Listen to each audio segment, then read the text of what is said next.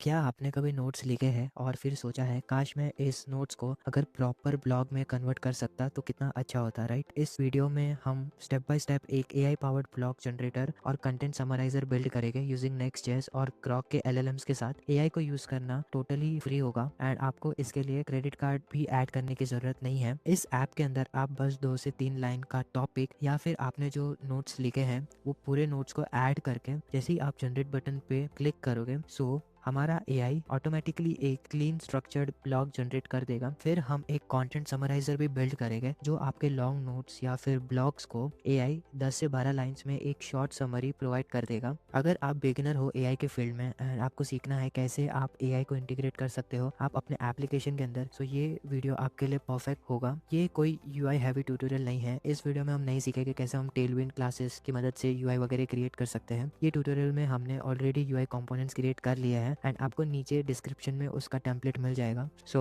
Let's start this video.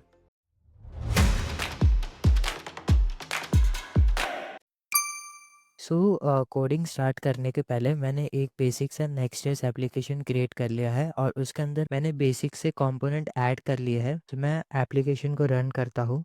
हमारा application इस तरीके से दिख रहा है। हमारे पास टॉप पे है एक नैव बार जो कि मैंने क्रिएट किया है इस कंपोनेंट्स फोल्डर के अंदर। मैंने एक कंपोनेंट फोल्डर क्रिएट किया है रूट फोल्डर के अंदर। इसके अंदर हमारे पास है नैव बार का कंपोनेंट एंड इसके अंदर हमारे पास है एआई कंटेंट जनरेटर का टेक्स्ट जो कि हमारे लेफ्ट हैंड साइड पे दिख रहा है एंड राइट हैंड साइड पे हमने 2 हाइपरलिंक्स ऐड किए हैं, ब्लॉग जनरेटर और content summariser. By default user blog generator screen पे होगा एंड जैसे ही मैं इस कंटेंट समराइजर पे क्लिक करता हूँ यहाँ पर आप देखना कि यूआरएल चेंज हो रहा है और हमारा जो टेक्स्ट है वो भी चेंज हो रहा है। एंड मैंने इस नैव बार को ऐड किया है इस ऐप के लेआउट कंपोनेंट के अंदर एंड जो ऐप का पेज है इसके अंदर मैंने डिफाइन किया है हमारे ब्लॉग जनरेटर कंटेंट का। यहाँ पर हमारे पास हेडिंग है जो कि यहाँ पर दिख रहा है एंड इसके नीचे मैंने 2 सेक्शन में इसे डिवाइड किया है। जो लेफ्ट हैंड साइड पे है वहाँ पर यूजर टॉपिक या फिर उसने जो नोट्स लिखे हैं उसको एंटर करेगा।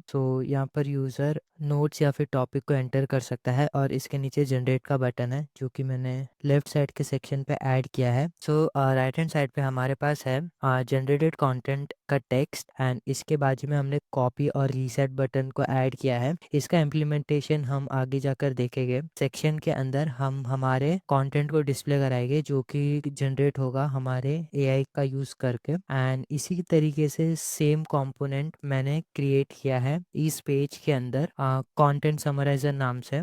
यहाँ पर आप देख सकते हो इसके अंदर भी लेफ्ट सेक्शन है एंड राइट सेक्शन है। जस्ट इसमें डिफरेंस ये है इंस्टेड ऑफ ब्लॉग जनरेटर हमने यहाँ पर टेक्स्ट को चेंज किया है। यहाँ पर लेफ्ट हैंड साइड पे यूजर जो भी ब्लॉग होगा या फिर जो भी कंटेंट यूजर चाहता है समराइज करवाना उसको एंटर करेगा एंड राइट हैंड साइड पे हम यहाँ पर जो भी समरी होगा जो एआई जनरेट करेगा उसको डिस्प्ले कराएंगे। यही बेसिक सा कोड मैंने ऑलरेडी क्रिएट करके रखा है ताकि हमारा टाइम वेस्ट ना हो सीएसएस लिखने में। इसका कोड आपको डिस्क्रिप्शन में मिल जाएगा एज अ टेम्पलेट। आप उसको क्लोन करके इस वीडियो को फॉलो अलोंग कर सकते हो। अब हम जाते हैं हमारे ब्राउज़र के अंदर एंड मैं न्यू टैब ओपन करता हूँ। यहाँ पर हमें सर्च करना है AISTK डॉक्स। फर्स्ट लिंक को हम ओपन करेंगे। यहाँ पर हमें क्लिक करना है गेटिंग स्टार्टेड पे और यहाँ पर हम सिलेक्ट करेंगे नेक्स्ट.जेएस ऐप राउटर पे। यहाँ पर स्टेप बाय स्टेप गाइड लिखा है जिसका यूज करके हम हमारे AISTK को इंस्टॉल कर सकते हैं। यहाँ पर सबसे पहला प्री रिक्विजिट ये है कि हमारे पास Node.js का 18 प्लस वर्जन होना चाहिए एंड चेक करते हैं हमारा Node.js का वर्जन। यहाँ पर आपको क्लिक कर देना है नए टर्मिनल पे एंड यहाँ पर हमें नोड हाइफन वर्जन, यहाँ पर आप देख सकते हो हमारा वर्जन 24.8.0 है। अगर आपके सिस्टम में 18 के नीचे वाला वर्जन इंस्टॉल है तो आप उसको अपडेट कर लेना। हमारा जो नेक्स्ट स्टेप होगा वो होगा LLMs की जो API कीज है उसको गेट करना। हम यहाँ पर वर्सल का जो गेटवे है उसको यूज नहीं कर रहे हैं क्योंकि वो पेड है। हम यूज करेंगे यहाँ पर ग्रॉक। आपको क्विकली आ जाना है एंड सर्च करना है ग्रॉक एंड यहाँ पर जाके आप क्लिक करना स्टार्ट बिल्डिंग पे। अगर आपका अकाउंट नहीं है ग्रॉक पे तो आप क्रिएट कर लेना। सो मैंने ऑलरेडी अकाउंट क्रिएट कर लिया है, सो मैं यहाँ पर साइन इन करता हूँ। ओके, सो आपको इस तरीके से इंटरफेस दिखेगा। सो आपको क्लिक करना है एपीआई कीज़ पे एंड यहाँ पर जाकर क्रिएट एपीआई कीज़ बटन पे क्लिक करना है और यहाँ पर आप अपने ऐप का या फिर आप जो चाहो वो नाम दे सकते हो। सो यहाँ पर मैं हमारे ऐप का नाम दे देता हूँ एआई कंटेंट जनरेटर नाम से, और यहाँ पर आप चाहो तो एक्सपायरी भी सेट कर सकते हो। मैं यहाँ अपना एक्सपायरेशन पे क्लिक कर लेता हूँ। सो यहाँ पर हमें क्लिक करना है सबमिट बटन पे।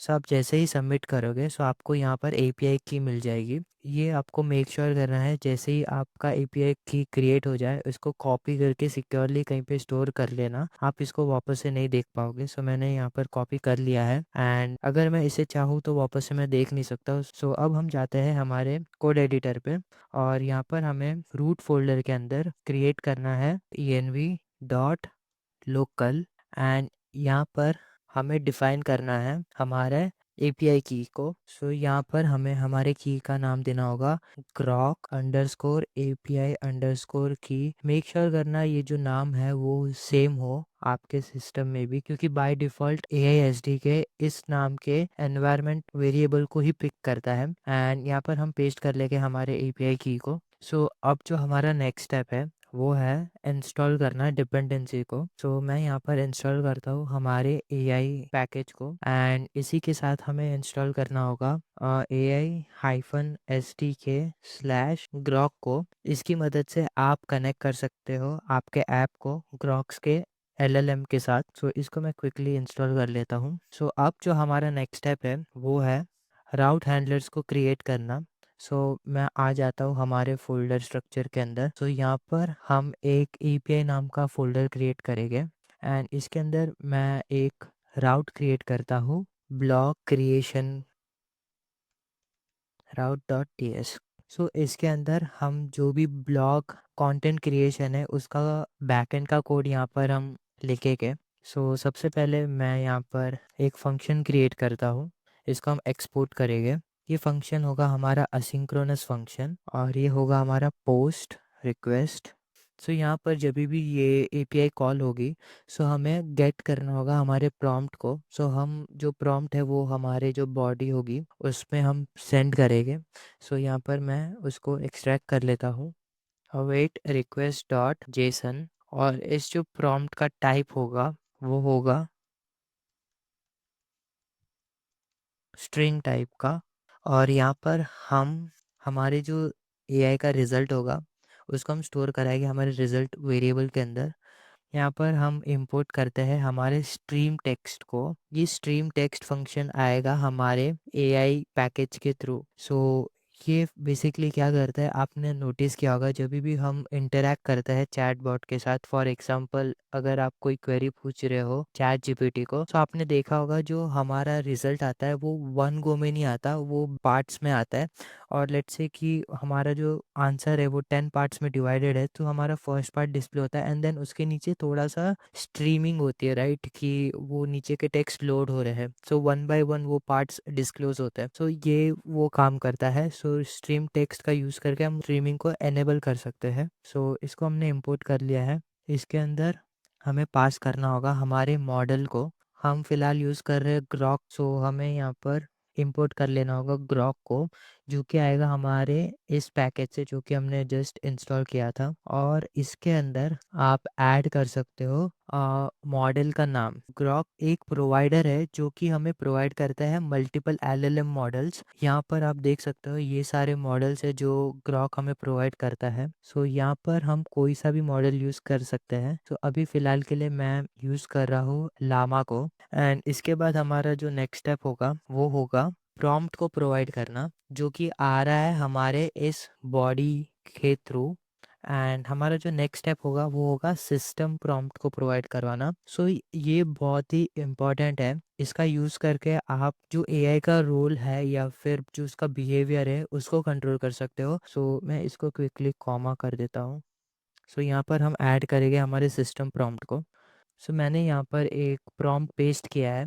सो यहाँ पर मैंने मेंशन किया है कि you are a professional blog writer, create high quality structured blog post based on the user's topic और कंटेंट प्रोवाइडेड। सो इसका रोल ये है कि जो भी यूज़र टॉपिक या फिर यूज़र अपने नोट्स प्रोवाइड करता है, हम चाहते हैं कि एआई उसको प्रॉपर प्रोफेशनल ब्लॉग में कन्वर्ट कर दे। सो ये सिस्टम प्रॉम्प्ट हमने ऐड किया है। सो आप इसको अपने हिसाब से मॉडिफाई भी कर सकते हो। अगर आप कोई और टाइप का एप्लीकेशन बना रहे हो, सो आप उस टाइप का सिस्टम प्रॉम्प्ट दे सकते हो। सो आप चाहो तो इसको बहुत ही ज़्यादा डिटेल्स में भी इंस्ट्रक्शन पास कर सकते हो इफ़ यू वांट। अभी के लिए मैंने सिंप्लिसिटी के लिए मैंने 2 लाइनर का सिस्टम प्रॉम्प्ट प्रोवाइड किया है, और जो रिजल्ट होगा उसको हम रिटर्न करा देंगे। Return result dot to UI message stream response. जो भी रिजल्ट हमें एआई प्रोवाइड करेगा उसको हम रिटर्न करवा रहे हैं, और ये हमारे पास फंक्शन है जिसका यूज़ करके हम हमारे यूआई के अंदर टेक्स्ट को स्ट्रीम करवा सकते हैं। ओके, सो अब जो हमारा नेक्स्ट स्टेप होगा वो होगा integration of this API in front end. Okay, so अब हम जाते हैं हमारे ऐप के पेज डॉट tsx के अंदर। सो यहाँ पर आपने देखा था हमने ऑलरेडी एक ब्लॉग कंटेंट क्रिएटर का पेज क्रिएट कर लिया था। तो यहाँ पर जो हमारा नेक्स्ट स्टेप होगा वो होगा इंस्टॉल करवाना हमारे AISDK स्लैश रिएक्ट। सो ये जो AISDK स्लैश रिएक्ट पैकेज है वो हमें रेडीमेड हुक्स प्रोवाइड करवाता है, जैसे कि यूज़ कंप्लीशन या फिर यूज़ चैट। अब हम जाते हैं हमारे पेज डॉट tsx के अंदर। सो अब हम एक हुक यूज़ करेंगे जिसका नाम है यूज़ कंप्लीशन, जो कि आएगा इस पैकेज के थ्रू जो कि हमने जस्ट अभी इंस्टॉल किया है। एंड यूज़ कंप्लीशन हुक हमें बहुत सारे फंक्शंस प्रोवाइड कराता है, जैसे कि इनपुट, जिसका यूज़ करके हम जो भी यूज़र का प्रॉम्प्ट का जो इनपुट है उसको हम स्टोर कर सकते हैं। इसके साथ ही हमारे पास हैंडल इनपुट चेंज फंक्शन होता है, जिसका यूज़ करके जब भी यूज़र कोई भी प्रॉम्प्ट या जो इनपुट है उसको यूज़र चेंज करता है, ये हैंडल इनपुट चेंज हमें उससे अपडेट करवाने में हेल्प करता है। ये सिमिलर उसी तरीके से है जैसे हम यूज स्टेट के अंदर हमारे वेरिएबल्स को डिफाइन करते थे। एंड इसके बाद हमारे पास है कंप्लीट। इसी का यूज़ करके हम हमारा जो भी प्रॉम्प्ट है उसको सेंड करेंगे हमारे एआई को, ताकि वो जनरेशन को स्टार्ट कर पाए। इसके बाद हमारे पास होता है कंप्लीशन। इसके अंदर हमारा जो भी एआई जनरेटेड रिजल्ट है उसको हम स्टोर करवाते हैं। एंड इसके बाद हमारे पास होता है इज लोडिंग, जिसका यूज़ करके हम जो भी लोडिंग का स्टेट है उसको ट्रैक करते हैं। सो अब हमारा जो नेक्स्ट स्टेप है वो है इसके अंदर हमारे एपीआई को डिफाइन करना। सो यहाँ पर हमने जो एपीआई बनाई थी उसका हमें पाथ देना होगा। सो यहाँ पर क्विकली हम उसको ऐड कर लेते हैं। सो हमने जो एपीआई क्रिएट की थी वो की थी एपीआई के अंदर। इसके अंदर हमारे पास है ब्लॉग क्रिएशन नाम का फोल्डर। डन। सो हमने इस एपीआई का राउट भी प्रोवाइड कर दिया है। अब हम क्या करेंगे, हम जो भी इनपुट है उसको हम सेट करेंगे। ये जो टेक्स्ट एरिया है जो उसका जो वैल्यू होगा वो ऑलवेज होगा हमारा इनपुट। एंड जब भी यूज़र इस इनपुट को चेंज करता है सो हम हैंडल इनपुट चेंज को सेट कर देंगे। सो ऑन चेंज में हम डिफाइन करेंगे हमारे हैंडल इनपुट चेंज को, ताकि हमारा इनपुट हमेशा अपडेट होता रहे। इस जनरेट बटन का हम इम्प्लीमेंटेशन अब करते हैं। सो जैसे ही यूज़र इस बटन पे क्लिक करता है सो हम कॉल कर लेंगे हमारे जनरेट कंटेंट फंक्शन को, जो कि हम डिफाइन करेंगे यहाँ पर कॉन्स्ट जनरेट कंटेंट। और ये जो फंक्शन होगा वो होगा असिंक्रोनस फंक्शन। सो यहाँ पर हमने पहले डिस्कस किया था ये जो कंप्लीट जो फंक्शन है जो हमें यूज़ कंप्लीशन प्रोवाइड करता है, इसका यूज़ करके हम हमारे प्रॉम्प्ट को सेंड कर सकते हैं एआई को, जिसका यूज़ करके एआई कंटेंट जनरेट कर सकता है। सो हम क्या करेंगे, यहाँ पर अवेट डालेंगे एंड कंप्लीट फंक्शन को कॉल करेंगे, और इसके अंदर हम हमारे इनपुट को डालेंगे जो कि बेसिकली होगा हमारा प्रॉम्प्ट। हमने बटन को भी इम्प्लीमेंट कर लिया है। सो अब जो नेक्स्ट स्टेप होगा हमारा वो होगा जो कंटेंट एआई ने जनरेट किया है उसको डिस्प्ले कराना। हम जाते हैं हमारे राइट सेक्शन के अंदर, और यहाँ पर ये जो टेक्स्ट है content will appear here as it generate, इसको हमें कंडीशनली रेंडर कराना होगा। अगर हमारे कंप्लीशन में कोई भी रिज़ल्ट है तो हम डिस्प्ले कराएंगे उस रिज़ल्ट को, एल्स हम डिस्प्ले कराएंगे हमारे इस टेक्स्ट को। सो यहाँ पर मैं क्विकली ऐड कर लेता हूँ हमारे p टैग को एंड इसके अंदर हम डिस्प्ले कराएंगे हमारे कंप्लीशन को। ऑल राइट, आई होप आपको ये समझ आया होगा। यहाँ पे ज़्यादा कॉम्प्लेक्स नहीं है कोई चीज़। यहाँ पे हम क्या कर रहे हैं, अगर जो कंप्लीशन है वो स्टोर करता है हमारे एआई के रिज़ल्ट को। सो अगर एआई का रिज़ल्ट जनरेट हो चुका है तो हम बेसिकली डिस्प्ले कराएंगे हमारे एआई के रिज़ल्ट को। अगर हमारा एआई का रिज़ल्ट जनरेट नहीं हुआ है या फिर वो अभी हमने जनरेट बटन पे क्लिक नहीं किया है तो उस समय हम डिस्प्ले कराएंगे हमारे इस टेक्स्ट को। ओके, सो अब हम जाते हैं हमारी यूआई के अंदर। सो यहाँ पे मैं 2 लाइन का कोई टॉपिक मेंशन करता हूँ। Please create a blog to configure MongoDB in Next application.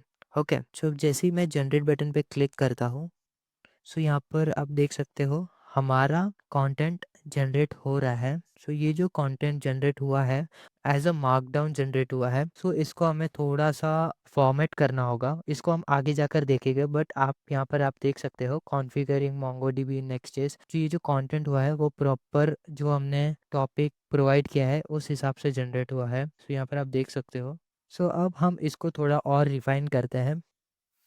हमने देखा था ये जो यूज़ कंप्लीशन हुक था वो हमें प्रोवाइड करता है एज लोडिंग को, जिसका यूज़ करके हम हमारे जो लोडिंग का स्टेट है उसको मैनेज कर सकते हैं। सो इसको मैं कॉपी कर लेता हूँ एंड हम जाते हैं हमारे जनरेट बटन के अंदर। सो हम क्या करेंगे, हम लोडिंग या ऐसा कोई टेक्स्ट नहीं डिस्प्ले करेंगे, हम बेसिकली इस बटन को डिसेबल कर लेंगे अगर हमारा लोडिंग ट्रू है तो। ओके, सो अब हम जाते हैं यहाँ पर और फिर से हम इसको ट्राई करते हैं। सो यहाँ पर आप देख सकते हो हमारा जो बटन है वो डिसेबल हो गया है अनटिल एंड अनलेस ये पूरा कंप्लीट नहीं हो जाता। सो अभी ये कंटेंट सक्सेसफुली जनरेट हो चुका है, इसके लिए हमारा जनरेट का बटन वापस से एनेबल हो चुका है। सो अब हम इस लोडिंग को हमारा ये जो राइट हैंड का जो सेक्शन है इसके अंदर भी हम यूज़ करते हैं। अगर एआई कंटेंट जनरेट कर रहा है सो हम नहीं चाहते कि हमारा ये टेक्स्ट हो, इंस्टेड हम चाहते हैं कि हम कोई लोडिंग का टेक्स्ट दिखाए। सो इसको हम अभी इम्प्लीमेंट करते हैं। ये जो पार्ट है वो सही है, इसके बाद हमें और एक कंडीशन डालनी होगी कि अगर इस लोडिंग ट्रू है तो हम दिखाना चाहते हैं लोडिंग का टेक्स्ट, एंड अगर लोडिंग फॉल्स है तो हम यहाँ पर डिस्प्ले कराएंगे हमारा इस टेक्स्ट को। सो अब हम जाते हैं हमारे यूआई के अंदर। मैं इसको रिफ्रेश कर लेता हूँ। सो यहाँ पर हम और एक टॉपिक ऐड करते हैं। Please create a blog for Next plus Clerk installation. Okay, so जैसे ही मैं इस जनरेट बटन पे क्लिक करता हूँ सो यहाँ पर आपने देखा होगा फॉर सम सेकेंड लोडिंग का टेक्स्ट आया था एंड हमारा ये सक्सेसफुली ब्लॉक क्रिएट हो चुका है। सो अब हमें ये कॉपी और रीसेट बटन को इम्प्लीमेंट करना होगा। सो हम जाते हैं क्विकली इस कॉपी बटन पे एंड यहाँ पर हम इम्प्लीमेंट करते हैं ऑन क्लिक को। जैसे यूज़र ऑन क्लिक बटन पे क्लिक करता है तो हम चाहते हैं हमारा जो भी कंटेंट है वो कॉपी हो जाए हमारे क्लिपबोर्ड पे। सो यहाँ पर हमें ऐड करना होगा navigator dot clipboard dot right text, और इसके अंदर हम पास कर देंगे हमारे कंप्लीशन को। ये इस कंप्लीशन के अंदर हमारा जो एआई ने टेक्स्ट को जनरेट किया है वो स्टोर्ड है एंड जैसे ही ये हो जाता है हम एक अलर्ट डिस्प्ले करा देंगे कि हमारा text is copied to clipboard. Okay, हम इसी के साथ साथ रीसेट बटन को भी इम्प्लीमेंट कर लेते हैं। सो यहाँ पर हम ऑन क्लिक मेथड को ऐड करते हैं। जैसे यूज़र इस रीसेट बटन पे क्लिक करता है तो हम चाहते हैं कि हमारा जो हैंडल इनपुट चेंज है उसको कॉल करके हम हमारे इनपुट को सेट कर दे नल। सो यहाँ पर हमें ऐड करना होगा target colon value is equal to null as any. Sorry, इसको हमें अपडेट करना होगा कोलन के साथ। और इसी के साथ साथ हम चाहते हैं कि हमारा जो भी कंटेंट एआई ने जनरेट किया है जो राइट हैंड साइड पर डिस्प्ले कर रहा है उसको भी हम सेट कर लें नल। ठीक है,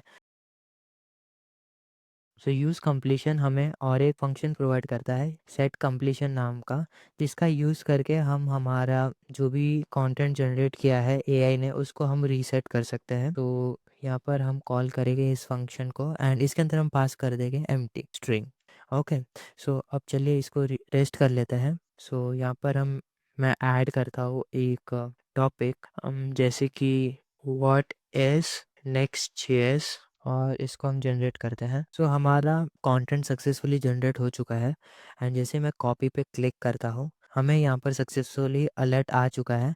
सो इसको हम वैलिडेट भी कर लेते हैं। मैं ओपन करता हूँ मेरे नोट पैड को एंड यहाँ पर मैं पेस्ट करता हूँ। सो यहाँ पर आप देख सकते हो हमारा कंटेंट सक्सेसफुली कॉपी हो चुका है एंड इसी तरीके से अगर मैं रीसेट बटन पे क्लिक करता हूँ सो यहाँ पर आप देख सकते हो हमारा कंटेंट जो जनरेट हुआ था वो भी रीसेट हो गया, एज वेल एज हमने जो यहाँ पर नोट्स या फिर टॉपिक ऐड किया था वो भी रीसेट हो चुका है। सो हमने सक्सेसफुली इस बटन्स को इम्प्लीमेंट कर लिया है। अभी जो मेन हमें जो फिक्स करना है वो है हमारा फॉर्मेटिंग। जो भी कंटेंट जनरेट हो रहा है वो विजुअली अच्छा नहीं दिख रहा, वो एक्चुअल में मार्कडाउन फाइल में रिटर्न हो रहा है।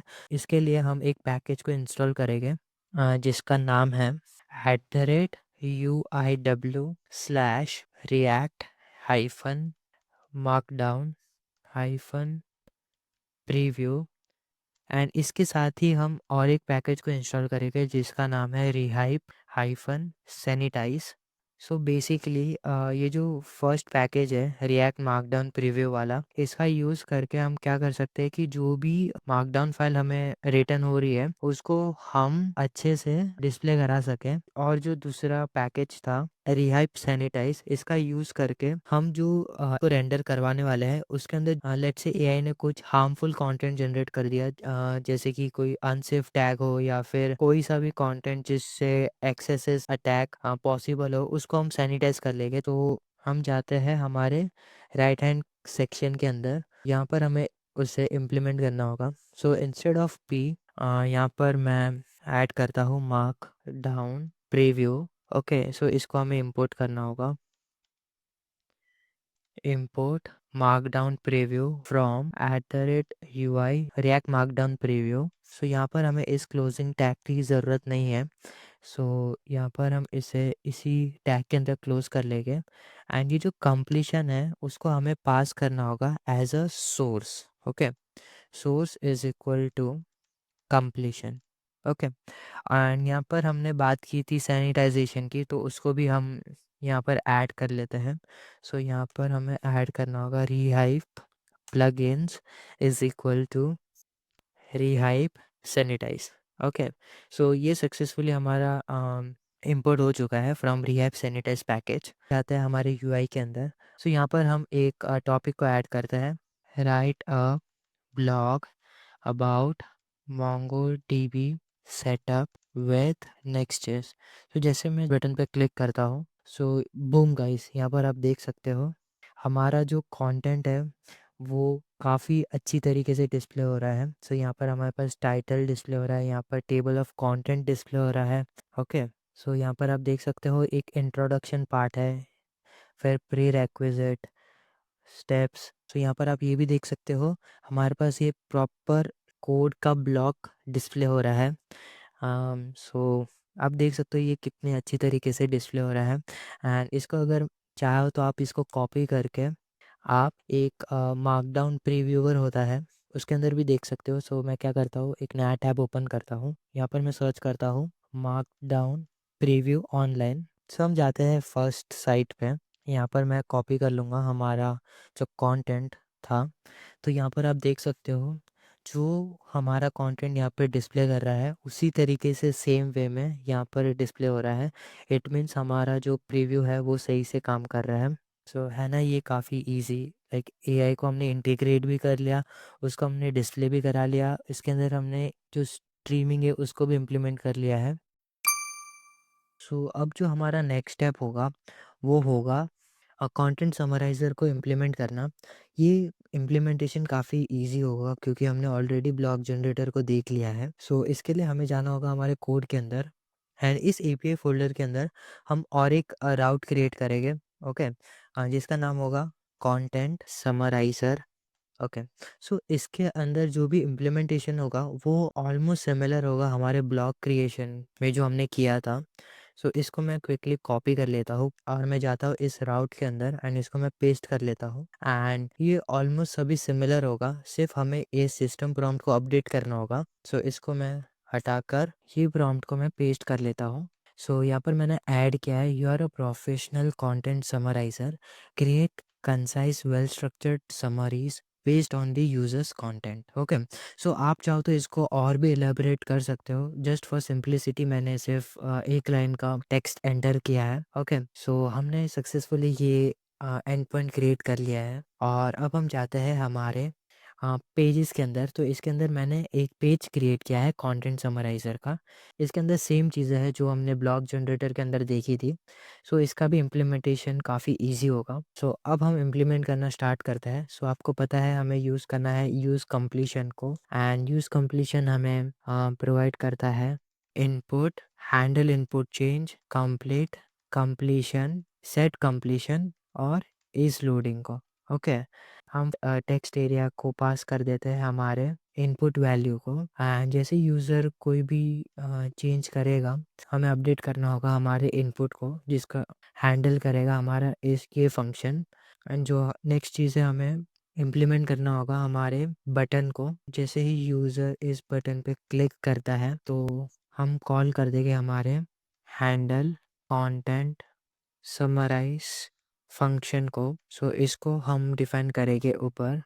ये फंक्शन हमारा असिंक्रोनस फंक्शन होगा एंड यहाँ पर हम ऐड करते हैं अवेट कंप्लीट एंड इसके अंदर हमें पास करना होगा हमारे इनपुट को। सो ये सिंपल है, हमने ये पहले देखा था और अब हमें इम्प्लीमेंट करना होगा कंप्लीशन को। ओके। सो अब हम जाते हैं हमारे राइट हैंड साइड के सेक्शन के अंदर एंड इसके अंदर हमें वही सिमिलर सी कंडीशन हमें ऐड करनी होगी। सो मैं इसको कॉपी करके लाता हूँ हमारे ब्लॉग पेज के अंदर से। सो इसको हम कॉपी कर लेते हैं एंड इसको हम पेस्ट करते हैं इसके अंदर। ओके। सो अब हमें इसको इंपोर्ट करना होगा एंड मार्कडाउन प्रीव्यू को भी हमें इंपोर्ट कर लेते हैं। ऑटो इंपोर्ट इसके लिए काम नहीं कर रहा, सो मैं क्विकली इंपोर्ट कर लेता हूँ। ऑलराइट। सो हमारा ये भी इम्प्लीमेंट हो चुका है। हमारा जो लास्ट चीज़ है जो इम्प्लीमेंट करना बाकी है वो है सेट कंप्लीशन। हमें इसको इम्प्लीमेंट करना होगा रीसेट के अंदर।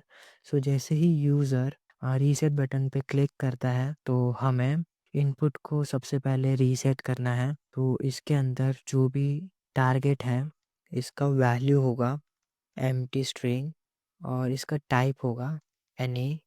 जो हमारा जो एआई जनरेटेड टेक्स्ट है उसको भी हम सेट कर देंगे एम्प्टी और हम कॉपी बटन को भी इम्प्लीमेंट कर लेते हैं।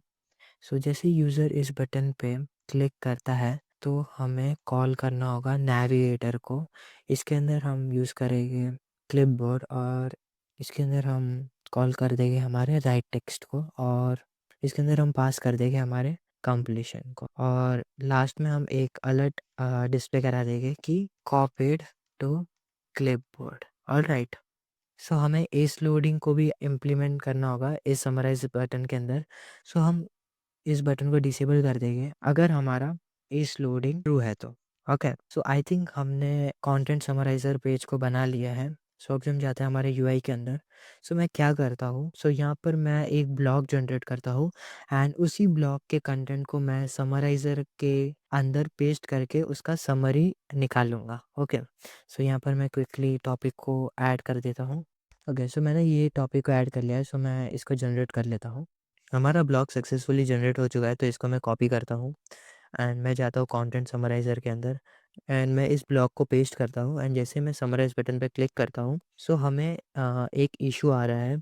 सो मैं जाता हूँ हमारे कोड के अंदर। सो यहाँ पर मैंने एक गलती की है। सो मैंने इस कंप्लीशन के अंदर एपीआई का पाथ पास नहीं किया है, सो आपको ये पास कर देना है। सो मैं इसको क्विकली पास कर लेता हूँ एपीआई स्लैश कंटेंट समराइज़र।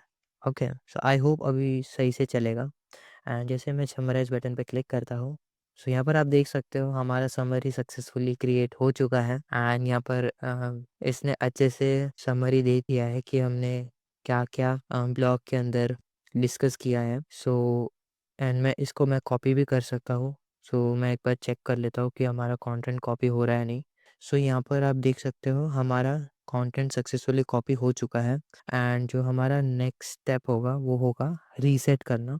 जैसे मैं रीसेट बटन पे क्लिक करता हूँ तो हमारा डेटा रीसेट हो चुका है। सो हमने इस एप्लीकेशन को सक्सेसफुली क्रिएट कर लिया है। सो आपने ये देखा कितना ईजी है इसको इम्प्लीमेंट करना। सो इसी तरीके से आप अपना पर्सनल प्रोजेक्ट क्रिएट करोगे, सो उसके अंदर भी आप सिमिलर सा इम्प्लीमेंटेशन कर सकते हो। आपको जस्ट यही ध्यान देना होगा कि आपका जो सिस्टम का जो प्रॉम्प्ट जो आप प्रोवाइड कर रहे हो वो सही से हो, और आप जितना ज़्यादा डिस्क्रिप्टिव होगे उतना अच्छा होगा, ताकि जो एआई कंटेंट जनरेट करेगा वो एज़ एक्सपेक्टेड होगा जो आपको चाहिए।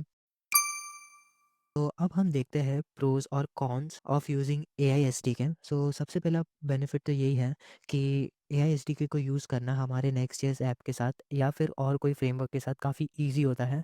जो हमारा सेकंड बेनिफिट है वो ये है कि जो चैट की जो स्ट्रीमिंग होती है वो इम्प्लीमेंट करना काफ़ी इजी है यूजिंग एआई एसडीके। सो इसकी वजह से हमारा जो यूज़र एक्सपीरियंस होता है वो काफ़ी अच्छा होता है। एंड जो थर्ड बेनिफिट ये होता है कि एआई एसडीके हमें pre built readymade hooks provide करता है, जैसे कि यूज़ कंप्लीशन और यूज़ चैट। इसका यूज़ करके हम फीचर्स को बहुत ही क्विकली इम्प्लीमेंट कर सकते हैं, हमें स्क्रैच से कोड लिखने की ज़रूरत नहीं है। एंड जो फोर्थ बेनिफिट है वो ये है कि जो एलएलएम्स के जो एपीआईज होते हैं उसको इंटरैक्ट करना काफ़ी इजी है। ओपन एआई का जो इंटरैक्ट करने का तरीका होगा एपीआई का यूज़ करके वो डिफरेंट होगा as compare to Gemini. So AI SDK क्या करता है, सारे मॉडल्स को इंटरैक्ट करने की जो भी मेथड्स होता है उसको एब्स्ट्रैक्ट करके एक सिंगल यूनिफॉर्म एपीआई डिज़ाइन का स्ट्रक्चर प्रोवाइड करता है, जिसका यूज़ करके हम इजीली हमारे मॉडल्स को स्विच कर सकते हैं without changing any actual API structure. हमें सिर्फ मॉडल और प्रोवाइडर को ही चेंज करना होता है। एंड जो फिफ्थ बेनिफिट ये है कि एआई एसडीके का यूज़ करके हम मल्टीपल प्रोवाइडर्स के साथ इंटरैक्ट कर सकते हैं। सो प्रोवाइडर्स क्या करते हैं कि वो एक एंटिटी होती है जो हमें मल्टीपल मॉडल्स प्रोवाइड करते हैं। जैसे कि ग्रॉक है, इन दिस एग्जांपल ग्रॉक एक प्रोवाइडर है जो कि हमें मल्टीपल मॉडल्स प्रोवाइड करते हैं, और वो मॉडल ओपन एआई के भी हो सकते हैं, लामा के भी हो सकते हैं या जेमिनी के हो सकते हैं। और जो सिक्स्थ बेनिफिट ये है कि हमारा जो कोड होता है वो काफ़ी क्लीन होता है एब्स्ट्रैक्शन के वजह से, और हमें काफ़ी कम कोड लिखना पड़ता है। जो हमारा नेक्स्ट बेनिफिट ये है कि ये काफ़ी बेनिफिशियल है फॉर प्रोडक्शन एप्स, क्योंकि ऑलरेडी 20 to 30% कंपनीज ये एसडीके का यूज़ कर रही है आज के टाइम पे।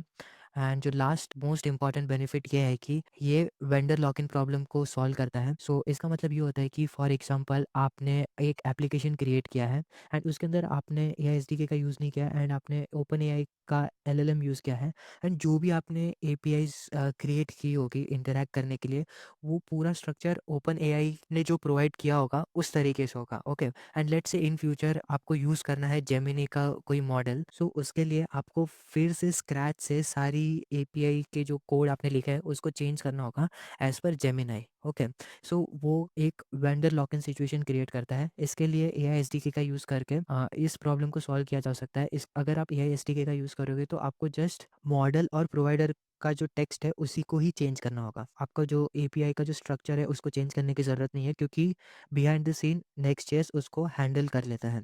ओके, सो अब हम जाते हैं कॉन्स की तरफ। सो जो सबसे पहला जो कॉन है वो आपने भी नोटिस किया होगा कि एआई एसडीके बहुत सारी चीज़ें इंटरनली हैंडल करता है। हमें पूरी पिक्चर नहीं मिलती कि बैकएंड में कौन सी चीज़ें हो रही है, एंड जिसको इसके बारे में डीपली सीखना है कि बैकएंड में क्या-क्या प्रोसेसेस हो रहे हैं, तो उसके लिए ये एक लिमिटेशन है। और जो नेक्स्ट कॉन है वो है कि जो एब्स्ट्रैक्शन लेयर है उसकी वजह से हमारा जो रॉ एपीआई कॉल्स होती है उसके ऊपर से हमारा कंट्रोल कम हो जाता है, क्योंकि एआई एसडीके हमें प्री डिफाइंड स्ट्रक्चर देता है एंड उसी का ही हमें यूज़ करना होता है, हम उसके अंदर कोई चेंजेस नहीं कर सकते। सो इसलिए हमारा जो कंट्रोल होता है रॉ एपीआई कॉल्स पे वो कम हो जाता है। एंड जो नेक्स्ट कॉन है वो ये है कि अगर आपको एडवांस कस्टमाइजेशन करना है, सो यहाँ का जो लर्निंग कर्व है वो स्लाइटली हाई होता है। सो अगर आप चाहो तो मैं फुल एआई एसडीके का क्रैश कोर्स भी क्रिएट कर सकता हूँ, कमेंट में मुझे बताना। एंड जो हमारा नेक्स्ट कॉन है वो ये है कि जो डिबगिंग होती है वो समटाइम्स हार्ड हो जाती है compare to direct API usage. And जो नेक्स्ट कॉन है हमारा, ये आई थिंक मेजर कॉन नहीं होगा, क्योंकि सारी वर्जन्स बैकवर्ड कंपैटिबल होते हैं most of the cases, but ऐसा हो सकता है कि एसडीके के जो अपडेट्स है वो ब्रेकिंग चेंजेस को इंट्रोड्यूस कर सकते हैं, ओके, जिसकी वजह से आपको पूरा कोड फिर से लिखना पड़ सकता है। एंड जो लास्ट कॉन यही है कि ए आई एस डी के सम वॉट हमारे ऐप को नेक्स्ट जेस ए आई एस डी के जो इकोसिस्टम है उसके अंदर हमें टाई करके रखता है। सो यही थे हमारे pros and cons of using A I S D K. So yeah thanks a lot for watching this video. अगर आपका कोई सजेशन हो या फिर फीडबैक हो मेरे टीचिंग स्टाइल्स पे या फिर मेरे एक्सप्लेनेशन पे, सो मुझे प्लीज़ कमेंट्स में बताइएगा। And yeah don't forget to like share and subscribe अगर आपको ये वीडियो हेल्पफुल लगा हो तो। Thank you.